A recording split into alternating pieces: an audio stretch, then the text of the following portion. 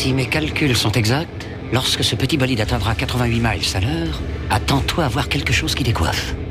À l'heure du goûter, on écoute le Mag à l'Ouest sur Westrack Radio. Interview, rubrique, micro-trottoir et musique sur Westrack. Non de Dieu!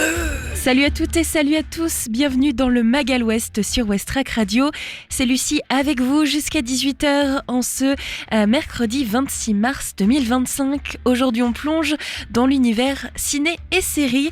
Avant ça, comme chaque jour, on part à la découverte de la pépite Ferrarock. Et cette fois-ci c'est Rouperou qui est à l'honneur avec l'album Dreamland.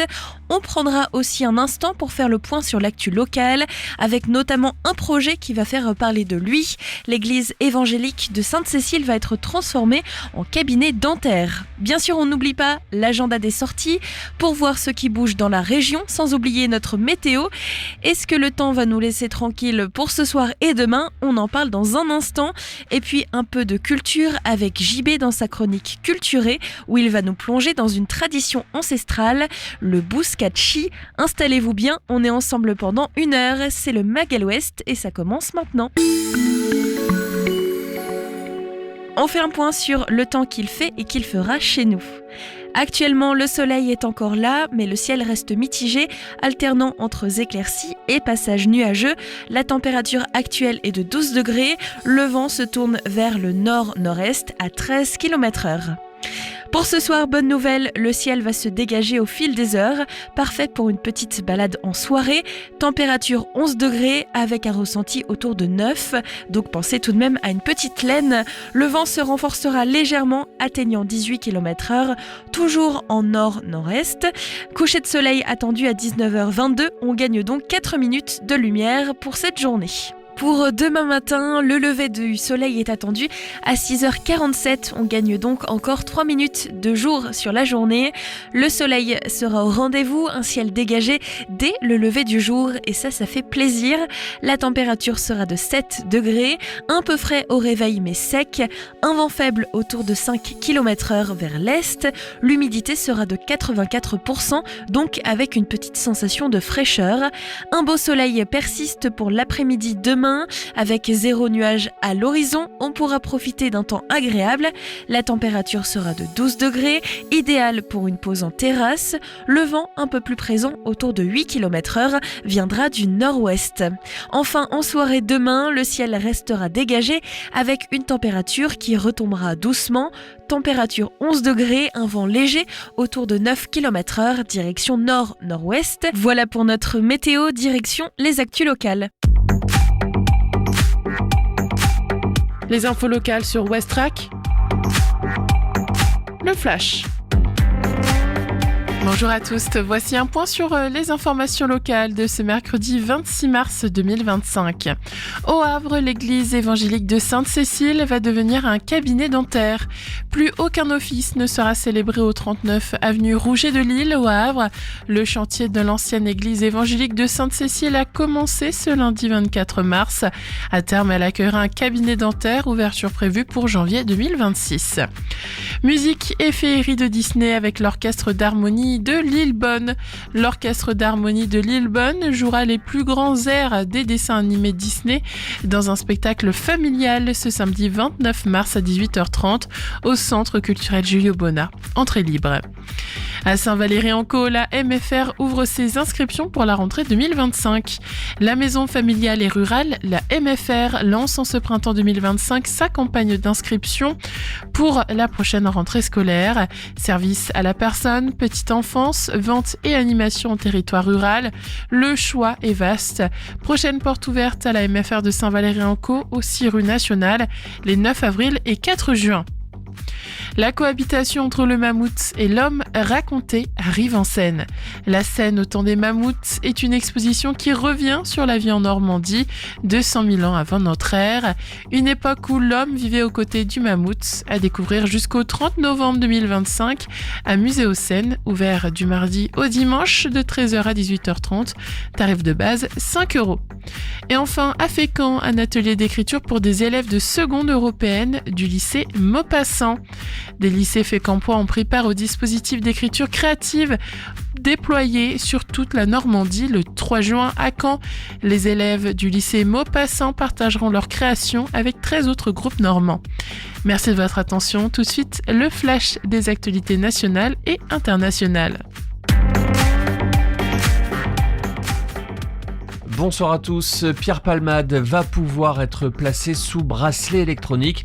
La justice accepte que l'humoriste sorte de prison, mais le parquet peut encore faire appel de cette décision. Le comédien a été condamné à 5 ans de prison, dont 2 ans ferme après un accident de la route sous l'emprise de stupéfiants. Le grand-père d'Émile est une nouvelle fois auditionné cet après-midi. 5e audition depuis son placement en garde à vue hier matin. La grand-mère de l'enfant ainsi que son oncle et sa tante sont également en garde à vue. En parallèle, les auditions de témoins se poursuivent pour tenter de comprendre ce qui est arrivé à Émile, dont le crâne a été retrouvé l'an dernier par une randonneuse. Gérard Depardieu devant la justice pour le 3e jour de son procès. Les débats portent notamment sur les faits que dénonce Sarah, une assistante de réalisation sur le tournage du film Les Volets Verts, qui assure avoir été touchée à plusieurs reprises par l'acteur. Sarah est l'une des 2 plaignantes qui accusent le comédien d'agression sexuelle. Gérard Depardieu continue de nier les faits qui lui sont reprochés. Un procès pour chantage requis contre le maire de Saint-Étienne. Gaël Perdriau est accusé d'avoir voulu faire pression sur son ex-premier adjoint avec une vidéo intime. Le maire, exclu des Républicains, clame son innocence depuis des mois et répète qu'il ne démissionnera pas. Le secrétaire général de l'OTAN hausse le ton face à la Russie. Marc Rutte prévient qu'une attaque contre la Pologne ou tout autre allié serait dévastatrice, tout en rappelant que la Russie est la menace la plus significative et la plus grave pour l'OTAN. En parallèle, le président ukrainien Volodymyr Zelensky sera à l'Elysée ce soir pour préparer le sommet de demain à Paris, sommet de la coalition des volontaires prêts à apporter des garanties de sécurité à l'Ukraine. Et puis Laurent Laffitte sera le maître des cérémonies du prochain festival de Cannes. Il officiera lors de l'ouverture et de la clôture de l'événement programmé du 13 au 24 mai. C'est la seconde fois que Laurent Laffitte endossera ce rôle après 2016. La sélection officielle sera annoncée le 10 avril. Voilà pour l'info, passez une excellente fin d'après-midi. Qu'est-ce qu'on fait ce soir au Havre ? Réponse tout de suite avec l'agenda culturel sur Westrack. Il est 17h07. Des idées sorties pour cette semaine ou ce week-end pour te culturer sur Westrack Radio. Du théâtre ce soir à l'Hôtel de Ville avec Cyrano, c'est à 19h30, un classique revisité par 3 actrices dans un mélange entre baroque et modernité. Le tarif est compris entre 6 et 20 €, réservation au 02 35 19 45 74. Une conférence aussi ce soir, le deuil tous concernés, c'est à 18h30 au lycée Porte-Océane, animé par Amanda Castello, une réflexion sur le sujet avec un tarif symbolique de 3 €. Et enfin, dernier événement, ça se passe aussi à 18h30 ce soir, Versailles dans son temps, une conférence pour comprendre comment le château a marqué l'histoire. C'est à l'EM Normandie à 18h30 ce soir. 10 € l'entrée, c'est gratuit pour les étudiants et les demandeurs d'emploi. Et puis le Sem Fest continue. Ce soir au programme, concerts, spectacles et soirées disco. C'est gratuit et ça se poursuit jusqu'à dimanche. Notez donc tout ça dans votre agenda. Et maintenant, place à notre petite pépite Ferrarock de la semaine. Aujourd'hui, on découvre Rouperou et son nouvel album Dreamland, un univers onirique et planant, une vraie invitation au voyage musical. Westrack et la Fédération des radios associatives Musiques Actuelles, la Ferrarock, vous partagent la découverte musicale du jour.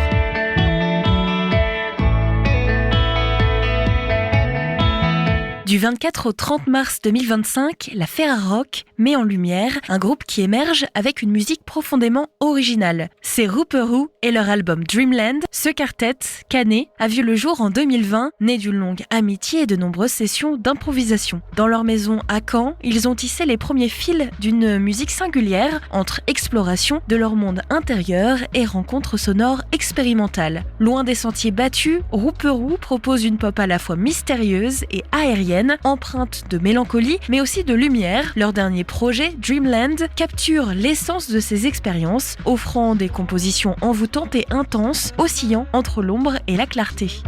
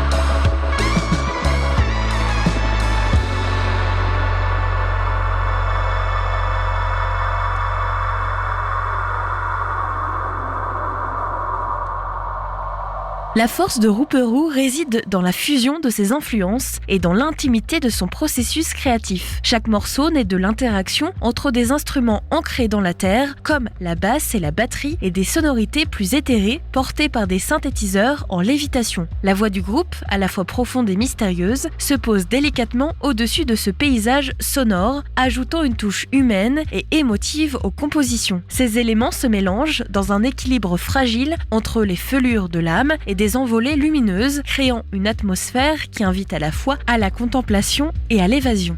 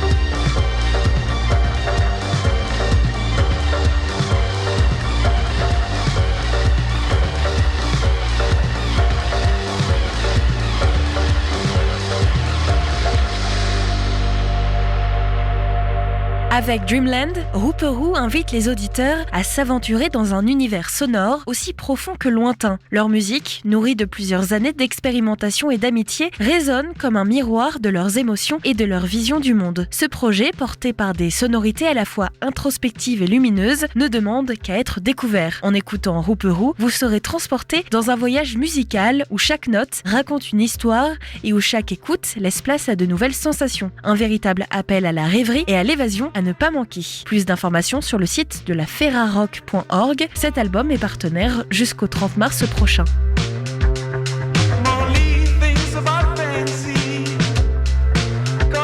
Le Mag à l'Ouest, info, divertissement et bonne humeur sur Westrack. C'était Hooperoo et l'album Dreamland. Demain, on parlera de Zombie Zombie pour notre deuxième album Ferrarock de la semaine. Mais tout de suite, on découvre avec JB le Baskatchi. Après ça, on parlera ciné et séries avec un gros point sur les sorties du moment. Avant, JB nous propose sa chronique culturée sur Westrack.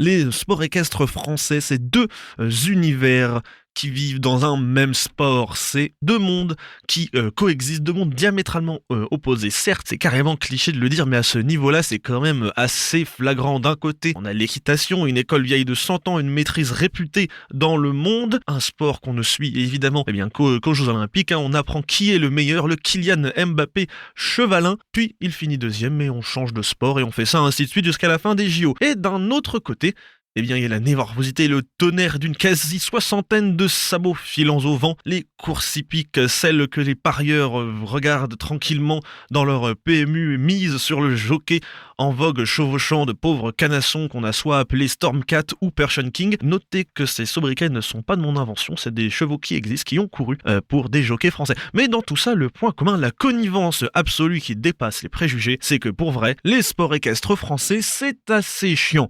Heureusement, en Afghanistan, on sait se marrer à dada sur son bidet. À cheval, tout le monde leur est venu de se culturer sur le sport national afghan, le bouskatchi. Sport vieux de 1000 ans, issu des steppes asiatiques centrales, le bouskatchi est l'ancêtre de ce qu'on pourrait appeler aujourd'hui dans le jeu vidéo un Battle Royale. Traduction, une centaine de guerriers à cheval qui se maravent la tronche pour une carcasse de chèvre. Un tantinet barbare, certes, mais du fun en barre, comme devait sans doute le dire Genghis Khan, qui, d'après les rares sources sur le sujet, est the point d'ancrage temporel pour visualiser de quand ça date le bouskatchi. Donc, obligation est faite de vous transmettre les dates de naissance et de mort de ce bon vieux Genghis. 1155 ou 1162 pour la naissance du petit Khan. Oui, il y a deux dates, car à partir d'une certaine époque, la précision en histoire devient parfois un ordre d'idée et il est mort en 1227. Maintenant qu'on a tous en tête l'Asie centrale à cette période du temps, passons aux règles du jeu. Le bouskatchi, à la base de la base, on pouvait le jouer à 100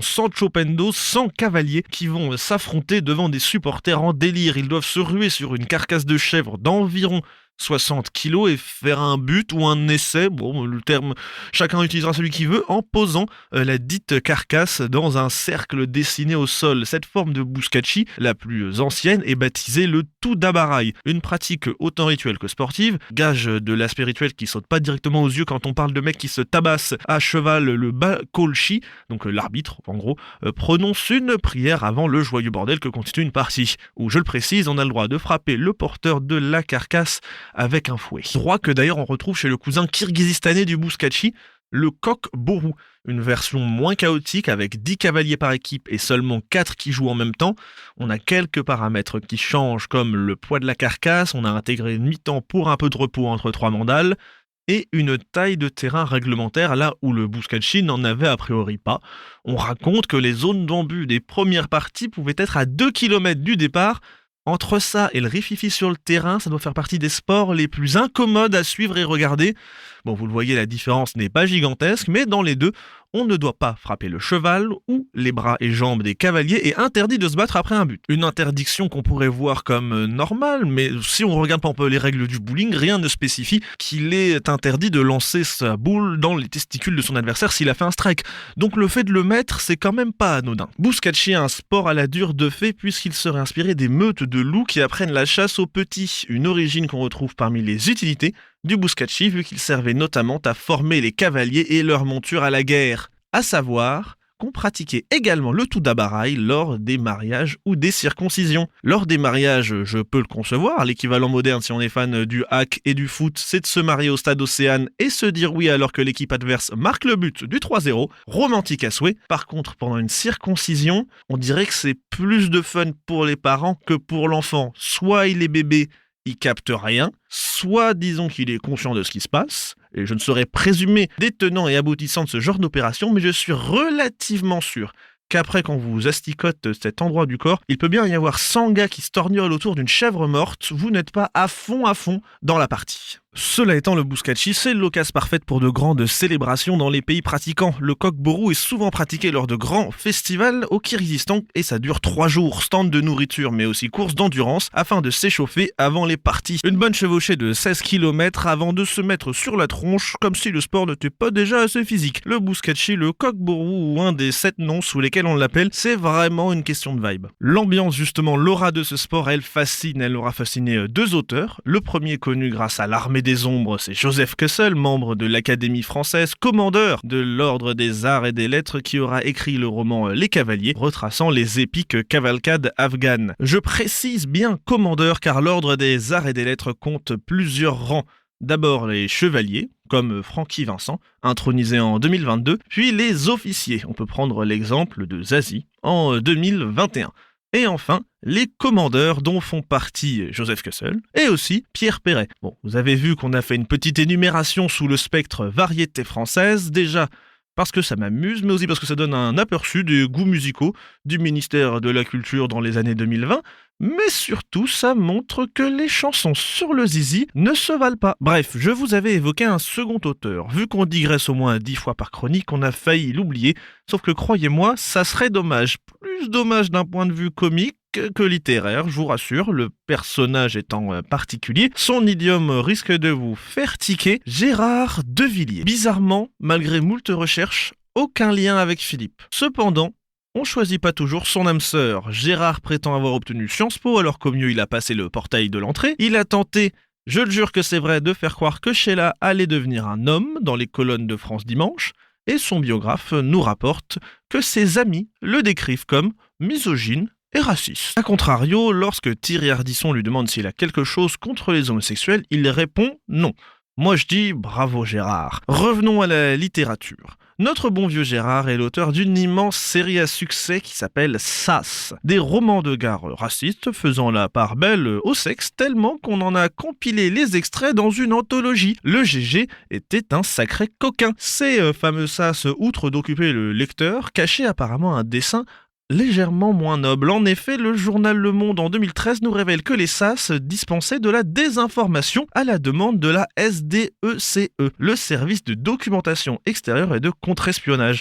Un organe étatique ayant inspiré les OSS 117 notamment. Vous vous douterez donc qu'au vu du profil, quand il aborde le bouskatchi, l'exactitude laisse à désirer, dressant un portrait arriériste où les Chopendos se battent afin d'acquérir une femme, alors qu'a priori on y gagnait les grâces de son khan, des tapis et des chameaux, parce que pourquoi pas, si la lecture n'est pas votre tasse de thé, conseil cinéma, regardez Rambo 3, vous y verrez une partie. De facto, le bouskatchi est un sport à succès, un sport encore pratiqué aujourd'hui, en Afghanistan, au Kirghizistan et beaucoup d'autres pays finissant en stan. La raison de cette terminaison étant d'ailleurs assez simple, le suffixe d'origine perse stan, signifiant nation, un sens hérité d'un mot indo-européen, que j'espère bien prononcer, donc stel, qu'on traduit par être debout ou fixé. Du coup, Afghanistan, c'est plus ou moins égal à là où se tiennent les Afghans, là où les Afghans sont debout, et ainsi de suite, selon chaque pays, qui finissent en stan. Des pays qui sont hyper fans de chevaux depuis hyper longtemps. Au Kirghizistan, on célèbre la majorité en offrant un cheval. Les familles donnent des chevaux en dot lors des mariages. Le cheval est tellement important qu'à l'époque de la guerre froide, les soviétiques ont cherché à restreindre l'indépendance kirghize en passant par le cheval. Pour ce faire, ils ont croisé les montures de course des Kirghizes à des chevaux d'élevage, des chevaux moins sportifs, moins disposés à traverser les steppes d'Asie centrale. La méthode est vicieuse et j'oserais même dire la méthode est bâtarde. Superbe jeu de mots. Alors que l'Asie centrale, c'est tout de même le berceau de l'élevage chevalin. 4e millénaire avant notre ère, les historiens découvrent des dents qu'on pense avoir été abîmées par des morts, mais aussi l'importance du lait au sein de la culture Botaï. On parle de l'hypothèse Kourgan. Cependant, une étude toulouso-espagnole réfute cette théorie. Eux, ils disent que la domestication des chevaux, elle date de 2200 ans avant notre ère. Argument numéro 1, en fait, les chevaux de la première étude, c'était des chevaux de Przewalski, un cheval sauvage impossible à domestiquer. Argument 2, les Botaï, ils avaient plus l'air de le chasser pour le manger que pour l'élever. Argument 3, on a retrouvé au sud de l'Oural des preuves de l'utilisation de chariots tirés par des chevaux. On les a baptisés d'un très beau nom, d'Homme 2.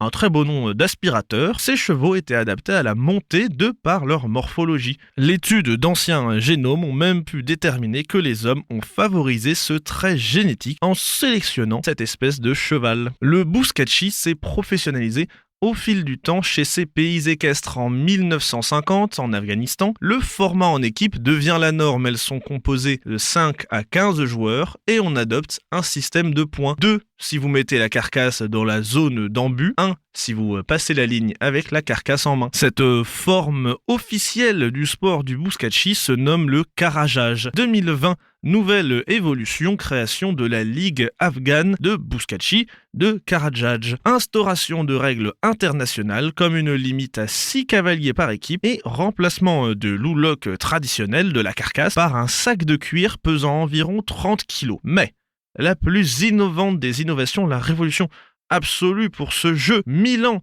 après les premières parties, création de carton jaune et de carton rouge. La modernisation des règles n'est pas sans une révolution des pratiques. Théma, la phrase. Désormais, les Afghans ne se retrouvent plus à la plaine, mais au stade, les sponsors affluent. Selon plusieurs articles, on est entre 4 et 5 millions de dollars d'investissement. Les chopendos sont 500, alors qu'avant 2020, ils auraient été une centaine. Un métier devenu attractif, vu qu'on ne vous paye plus en riz, en huile ou en tapis. D'après la Provence, les contrats pro peuvent avoisiner les 10 000 dollars, sans compter 100 dollars offerts à chaque but. Puis de modestes cadeaux de sponsors. Le Chopendos de l'article a reçu pour sa victoire 35 000 dollars à se partager avec son équipe, une voiture et tout de même caution sport traditionnelle, des chameaux. Néanmoins, tout n'est pas rose. De 1996 à 2001, le bouskachi est interdit en Afghanistan pour cause de talibans au pouvoir. Des dirigeants du genre rigide qui le jugent immoral. Après leur départ, le sport fleurit, connaît la modernisation dont je parlais précédemment, avant leur retour en 2021. S'il l'autorise, cette fois-ci, on ne peut pas être trop naïf sur le sujet. Le président dit qu'il le laisse car ça rend les gens heureux, mais les talibans touchent également des taxes autour du marché du bouskachi. Bon, franchement, on en a vu des choses. L'histoire de l'humanité, des chevaux, on rigole sur un auteur réac, on parle, évidemment, c'est un peu le principe, du sport, ses règles, son histoire et les pays qui le pratiquent. Évidemment, on a un peu abordé la castagne, mais surtout le puissant esprit de liberté qui réside dans le bouskachi. Je suis sûr qu'au départ, quand j'ai annoncé une baston générale à 100 cavaliers, vous n'auriez pas parié qu'on parle d'autant de choses. Et c'est ça qui est beau en un sport parfois légèrement obscur. Bim, on voyage et on s'imprègne d'une grande quantité de savoir. Culture Airline vous remercie d'avoir choisi sa compagnie. Et n'oubliez pas que pour qu'on se porte bien, faut se culturer. À la prochaine. Retrouvez tous les épisodes de Culturé par JB sur le site de west-track.com dans l'onglet Reportages. Avant de parler cinéma et séries et de parler de la sortie de 100 millions, de Novocaine et de Le Joueur de Go, je vous propose de la musique. On va aussi parler dans un instant d'un possible acteur qui pourrait jouer Hagrid pour la fameuse série Harry Potter. On en parle régulièrement et dès qu'il y a des nouveautés, on en parle, même quand ce n'est pas 100% sûr. On va en parler donc dans un instant et puis on parlera aussi de Buffy contre les vampires. Finalement, le remake risque d'arriver un peu plus rapidement. Avant ça, on part au Canada à Toronto pour une nouveauté pop avec Bria Salmena, Stretch the Struggle, suivi de Eddie Chacon et son titre Empire, un featuring avec John Carroll Kirby. Restez avec nous sur West Track, la chronique ciné et série arrive juste après ça.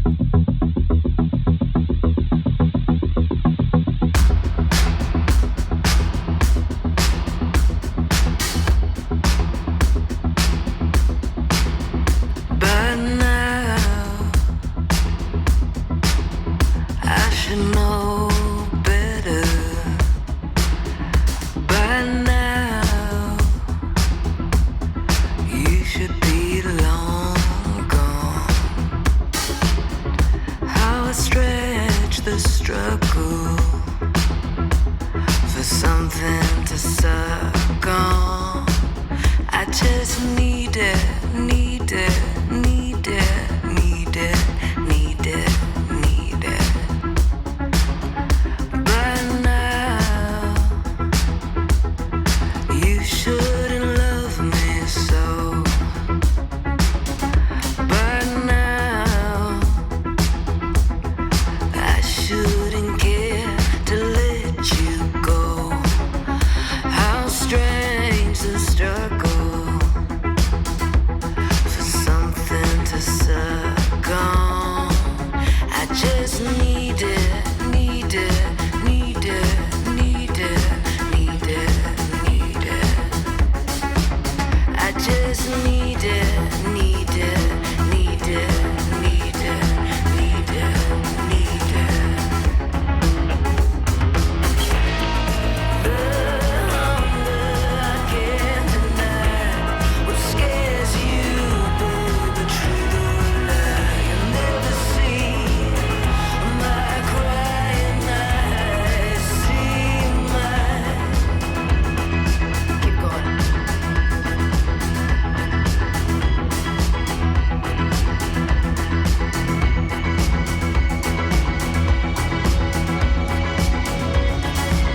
I did good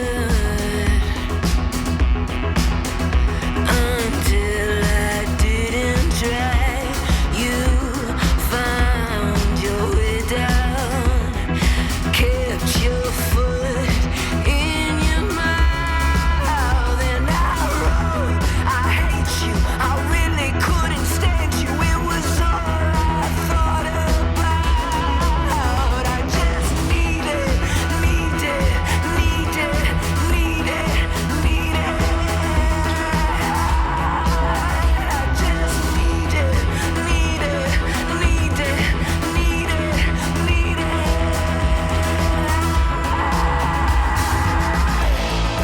The hunger I can't deny, what scares you, baby, truth or lie. I need to eat out of mine. You'll never see mine. You'll never see mine. Crying eyes, see mine. Crying eyes. Le Magal Ouest, c'est dans tes oreilles du lundi au vendredi sur Westrack.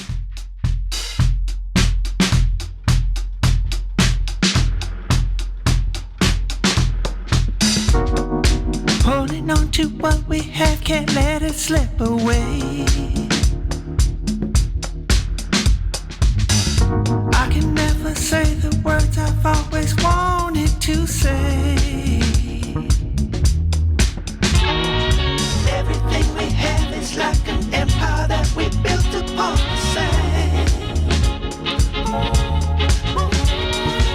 Everything we have is like an empire that we built upon the sand.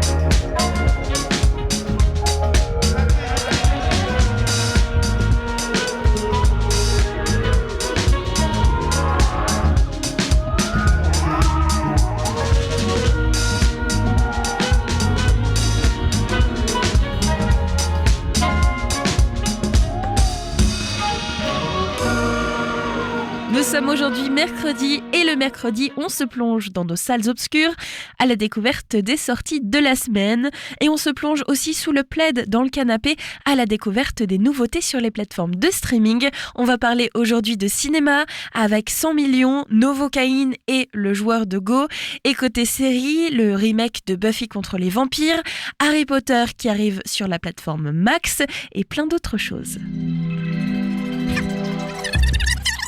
Ça marche à l'électricité, mais il faut une réaction nucléaire pour générer les 2,21 gigawatts d'électricité. 2,21 gigawatts 2,21 gigawatts Mon Dieu! Monsieur Pignon, votre prénom à vous c'est François, c'est juste? Oui. Eh ben lui c'est pareil, c'est juste. Un grand pouvoir implique de grandes responsabilités. Parce que tu as la capacité émotionnelle d'une petite cuillère. Avant de commencer et de plonger dans les sorties de la semaine, cette semaine et jusqu'à hier, c'était le printemps du cinéma. Le cinéma à 5 € dans tous les cinémas de l'agglomération havraise. J'ai donc eu l'occasion d'aller voir Blanche-Neige, mais aussi Mickey 17. Alors un petit point et mes avis sur ces films. Tout d'abord, j'ai pu profiter d'une place à 5 €, comme toutes celles et ceux qui ont profité de ce printemps du cinéma. Et c'est donc l'occasion d'aller au Gaumont Pâté du Havre. Une place à 5 €, ce n'est pas négligeable, en sachant que la place est habituellement entre 15 et 17 € selon votre situation, selon si vous êtes étudiant, vous avez un prix en particulier. Alors, pour le film Blanche-Neige, j'ai trouvé que ce film avait de belles références au dessin animé. Cependant, c'est vrai qu'il est assez faible au niveau des chansons. Il y en a énormément, c'est bien sûr un Disney, mais dès le début et jusqu'à la fin, chaque scène est saupoudrées de musique, j'ai envie de dire. Des musiques qui, en français, n'ont pas l'impact qu'elles ont pu avoir dans d'autres films, voire d'autres dessins animés Disney. On retrouve bien sûr les classiques, Eho, ou encore la chanson de Siffler en travaillant de Blanche-Neige. Certes, le film a été un petit peu transformé, mais il n'a pas été tant que ça. La romance, je ne l'ai pas trouvée très intéressante. Et puis, l'histoire des bandits ne l'était pas vraiment non plus. Par contre, Rachel Zegler est incroyable, même si sa coupe de cheveux ne l'est pas dans ce film. Quant à la méchante reine, les avis sont assez mitigés. Je ne vais donc pas trancher. Je vous invite à voir ce film si vous le pouvez tout de même, surtout si vous êtes fan de la franchise Disney. Il faut dire que malgré les chansons un peu faiblardes, on peut dire que les visuels sont magnifiques, les couleurs sont incroyables et les références au premier Disney, au dessin animé, bien sûr, j'en parle. Le premier dessin animé Blanche-Neige, sorti en 1937, sont incroyables. Je n'avais pas vu ce dessin animé depuis mon enfance, mais je l'ai vu énormément quand j'étais plus petite. Et j'ai reconnu des scènes. Et c'est vrai que la ressemblance était vraiment directe. On était obligé de replonger dans notre enfance. Et ça, c'était vraiment très sympa. Mais sinon, j'ai mis sur ce film la note de 3. J'ai un petit peu poussé la note parce qu'il y avait le côté nostalgique. Mais c'est vrai que ce film, je pense que s'il n'y avait pas eu le printemps du cinéma, je n'aurais pas été le voir. Et surtout, c'est vrai qu'il était un peu faiblard. C'est pas le film de l'année. Mais bon, si vous avez l'occasion de le voir, c'est le moment quand même avant qu'il parte de l'affiche. Je ne pense pas qu'il va rester très longtemps. Ensuite, j'ai vu hier Mickey 17 pour le dernier jour du printemps du cinéma. C'était l'occasion. On est dans une autre ambiance. On est dans un film de science-fiction pure, mais c'est une vraie parodie. Mickey 17, j'ai plongé dedans sans vraiment avoir des infos. Je savais qu'il y avait Robert Pattinson. Je savais qu'il y avait plusieurs Robert Pattinson dans un seul film. Et je savais qu'il y avait un côté assez science-fiction, mais c'est tout ce que je savais. Ça s'arrête là. En fait, Mickey 17, c'est une vraie réflexion sur la société et aussi sur le fait d'être humain. Qu'est-ce que c'est être humain? Et avec aujourd'hui toutes les questions sur le fait de faire des embryons hors utérus ou alors de dédoubler l'ADN, notamment des animaux, eh bien on se pose la question de est-ce qu'une personne est une personne pour son âme ou pour son corps, par sa mémoire? Eh bien c'est la question que se pose aussi Mickey, qui lui est irremplaçable, c'est-à-dire qu'on peut le tuer encore et encore, et il reviendra toujours grâce à une imprimante d'être humain, de corps. Est-ce qu'il est Mickey? Est-ce qu'il est Mickey 17, 18 ou 12? Eh bien, c'est la question que se pose donc ce jeune homme un peu perturbé, j'ai trouvé. Robert Pattinson est absolument excellent, surtout quand il y a des multiples, c'est-à-dire plusieurs Mickey, parce qu'à un moment donné, il se passe quelque chose qui fait que plusieurs Mickey sont au même endroit, alors que normalement, il ne devrait n'y avoir qu'un seul Mickey. Il y a aussi une vraie satire de la société avec un gouverneur et sa femme qui sont un petit peu des tyrans. Vraiment excellent. Quelques références peut-être à la politique américaine, mais je n'en dis pas plus. Je pense que vous pouvez aller voir Mickey 17 sans vraiment avoir plus d'infos comme moi j'ai été le voir. Après, il faut s'attendre à un film un peu loufoque sur le côté science-fiction. Rien n'est vraiment dit de plus sur la planète où ils arrivent.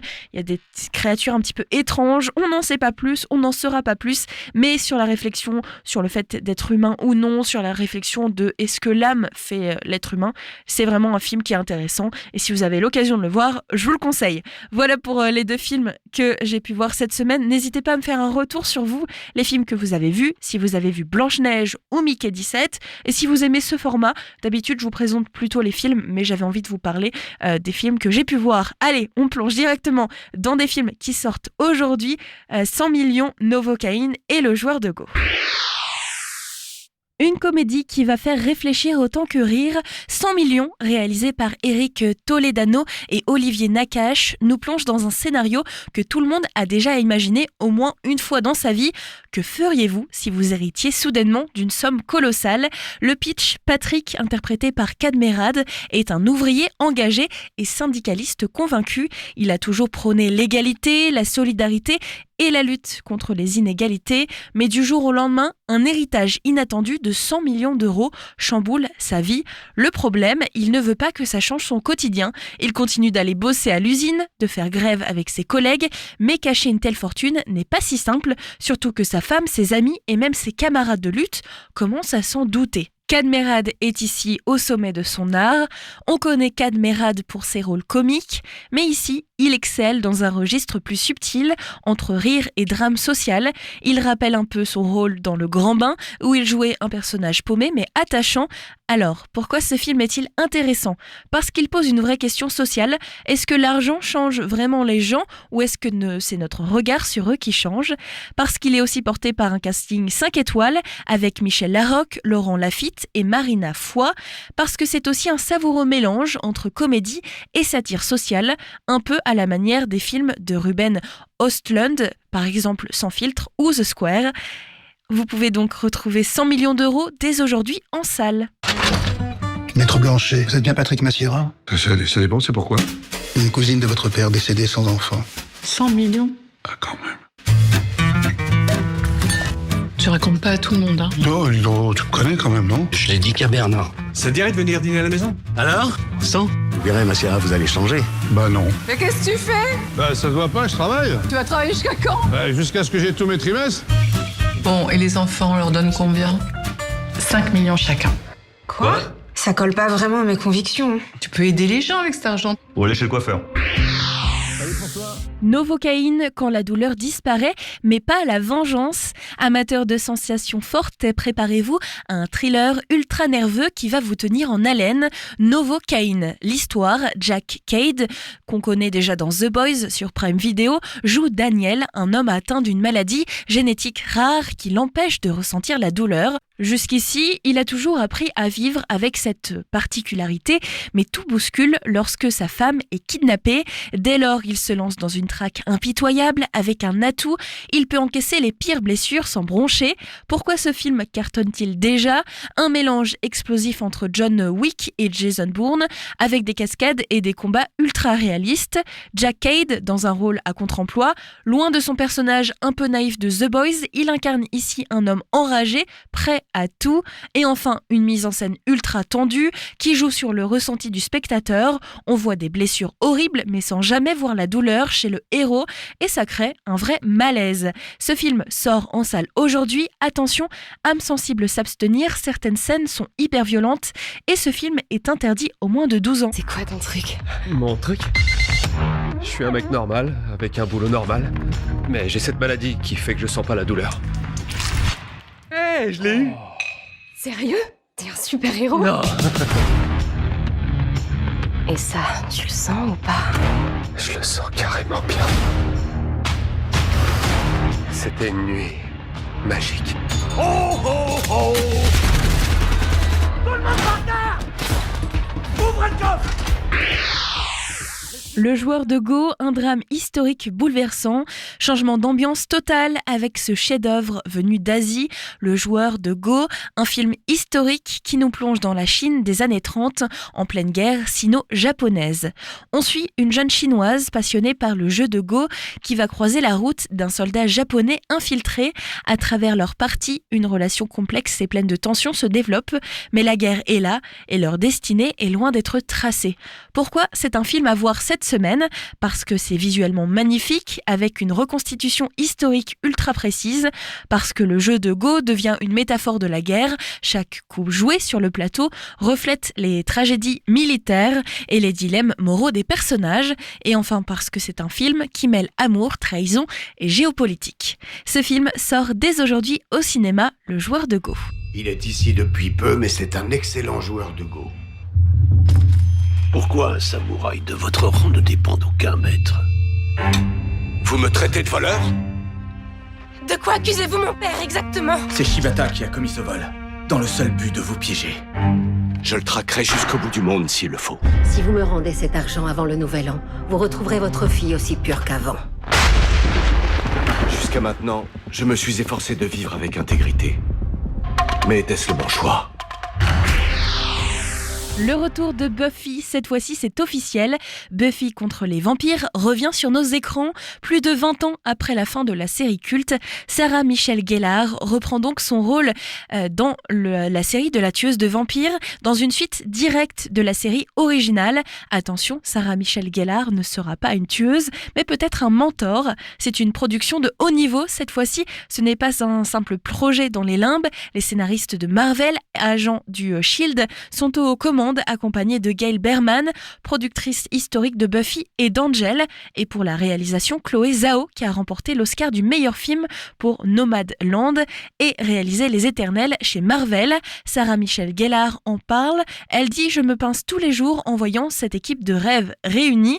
Nous n'avons pas encore de date de sortie, mais le projet avance bien plus vite que prévu. On attend maintenant d'en savoir plus sur le casting et notamment sur d'autres acteurs de la série originale. Seront-ils le retour? Cela pourrait être le cas du personnage de Willow, qui était connue pour son rôle de sorcière.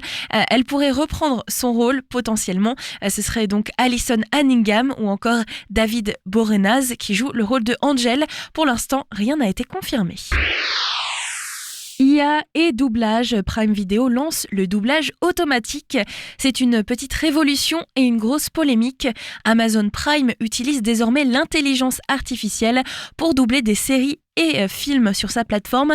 12 films et séries sont déjà concernés, notamment Mi Mama Mora, sorti en 2016, Long Lost, sorti en 2018, La légende du Cid, sorti en 2003, un film d'animation. Comment ça marche? L'IA analyse les dialogues et recrée des voix sans passer par des acteurs, ce qui fait donc polémique, une menace peut-être pour les doubleurs. Les partisans du doublage IA disent que cela permet de rendre accessibles des films qui n'auraient jamais été doublés, mais les acteurs du doublage dénonce une menace pour le métier. En effet, ces doublages, pour l'instant, concernent plutôt des films au doublage nécessaire latino ou dans des langues dont peu d'acteurs sont en capacité de faire le doublage. Netflix et Disney+ vont-ils suivre? Pour l'instant, seul Amazon Prime Video s'est lancé, mais si le succès est au rendez-vous, on pourrait voir l'IA doubler de plus en plus de films et séries. Affaire à suivre car notamment en France, un mouvement des acteurs et des comédiens de doublage sont en force afin de repousser l'IA. Pour l'instant, aucune législation n'a été mise en place par le gouvernement et c'est pourtant ce que demandent les personnes qui participent au mouvement. Protège ta VO, pas touche à ma VO, afin de protéger les acteurs, les comédiens de doublage. Et enfin, du nouveau sur la planète Harry Potter, un nouvel Hagrid peut être en vue. Gros bruit dans le monde d'Harry Potter, Nick Frost serait en pourparlers pour incarner Rubeus Hagrid dans la future série HBO. Nick Frost, si son nom ne vous dit rien, son visage vous est peut-être familier. Il est connu pour son rôle dans les films Shaun of the Dead, Hot Fuzz et Le Dernier Pub avant la fin du monde. Pourquoi lui? Son physique imposant et son talent comique font de lui un choix intéressant pour reprendre le rôle du demi-géant tenu par le regretté Robbie Coltrane dans les films. La série HBO Harry Potter avance, toujours pas de date, mais la production continue. Quelques noms sont partagés ici et là sur de possibles acteurs qui pourraient rejoindre le casting. On devrait avoir plus d'informations très bientôt et comme toujours dans le Magal Ouest, on vous tient au courant. Voilà pour notre grand tour de l'actu ciné et série. C'est la fin de votre émission. On se retrouve demain pour une nouvelle émission, un nouveau numéro avec en invité l'association Dice Corporation qui organise ce week-end un festival du jeu au Havre. Ça se passera au pôle Simone Veil, mais vous aurez toutes les informations demain à partir de 17h. Je vous souhaite une très très belle soirée et on se quitte en musique avec Abracadabra. Le titre s'appelle Talk Talk Talk et on part donc pour de la pop aux États-Unis. À très vite sur Westrack. Check, check.